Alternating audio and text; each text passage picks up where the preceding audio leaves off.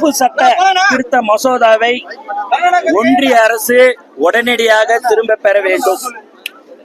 இந்த சட்டத்தில் தங்களுக்கு பாதிப்பு ஏற்படும் என்று இஸ்லாமியர்கள் தொடர்ந்து அச்சம் தெரிவித்து வருகிறார்கள். மேலும் அந்த அச்சம் அவர்கள் நன்றாகவே நமக்கு தெரிய இருக்கிறது.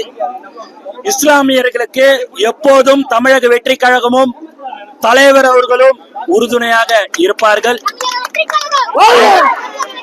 மேலும் மேலும் மேலும் தலைவர் அவர்கள் நேற்று